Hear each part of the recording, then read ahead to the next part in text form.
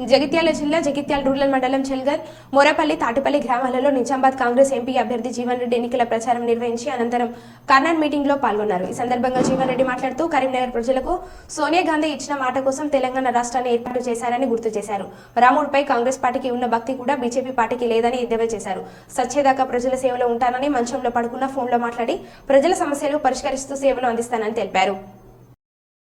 తీసుకొస్తామన్నాడు అని చెప్పేసి మనం అందరం కూడా అప్పుడు ఓటేసి గెలిపించాం. ఏ ఊరును కూడా ప్రచారంలో భాగంగా ఇక్కడికి రాలేడు.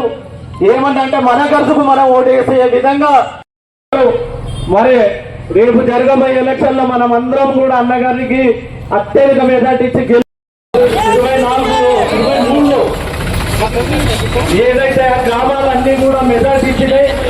మరి కొద్ది తేడాతోటి జరిగిన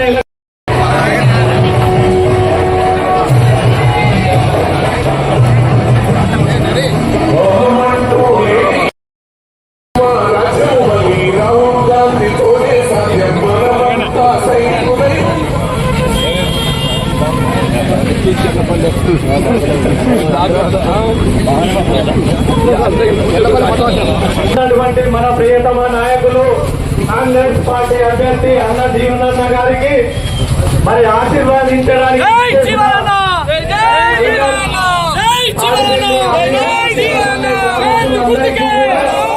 నేను గెలవడం ఓడడం నా అదృష్టం అని చెప్పంటున్నాను.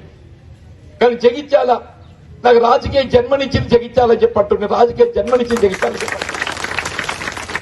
వీళ్ళు ఈ స్థాయిలో ఉన్నానని చెప్పంటే జగిత్యాలని చెప్పంటున్నాను.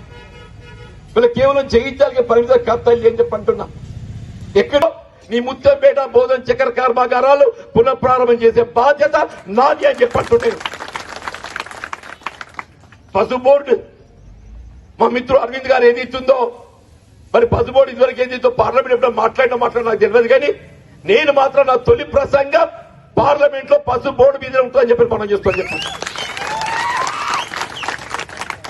అది చూస్తే మంచిగా ఇండియా కూటమి వస్తుంది, రాహుల్ గాంధీ ప్రధానమంత్రి అవుతాడు, దసరా లోపల పసుపు బోర్డు ఏర్పాటు చేస్తారు, దసరా లోపల అని చెప్పంటున్నాడు. అదర్వైజ్ కూడా నాకున్నటువంటి వాణి నోరు నాకు అదృష్టం తల్లి దేవుడు నోరు ఇచ్చింది. నేను రాజకీయం ఇంత బతుకుతున్నా అని చెప్పంటే నా నోరుండే పడే బతుకుతున్నామా.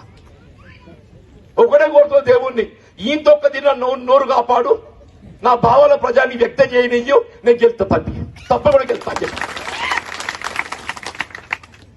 ఏదైనా పని చేయాలబ్బా, పని చేయాలని చెప్పి అంటున్నా. విమర్శ కాదు. మిత్రుడు అరవింద్ ఏదైతుందో రాజకీయాలకు అతీతంగా గెలిపించాడు అన్నాడు. కవిత ఏదైతుందో ఇలా పసుపోడని పసుపొడితేనే ఉన్న చక్కెర కార్యక్రమం మూసేసింది.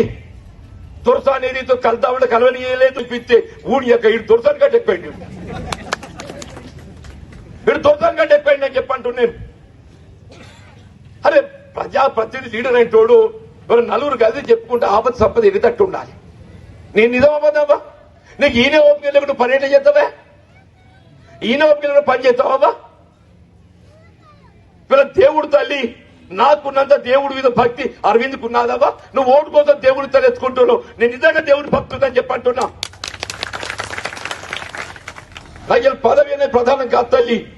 నేను మళ్ళీ కూడా చెప్తున్నా, రేపు నా అదృష్టం మంచి కూడా గెలుస్తున్నావా, మీ దయ ఉంటే గెలుస్తా. కానీ ఏదైతుందో నీ గెలిచినా ఉన్నా నీ సత్యదాకా ఏదైతుందో మీ సేవలు ఉంటా అని చెప్పంటున్నా.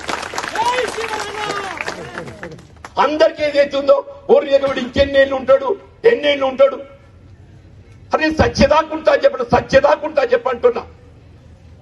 నేను ఎన్నేళ్ళు ఉన్నాను, నువ్వెవరు అని చెప్పంటూ నేను ప్రజాక్షేత్రంలో ప్రజాసేవ నేను మొన్న చెప్పింది. నేను మంచంలో వన్నా గానీ టెలిఫోన్ అయినా మాట్లాడేది అవుతుందో ప్రజల సేవ చేస్తా అని చెప్పంటూ నేను.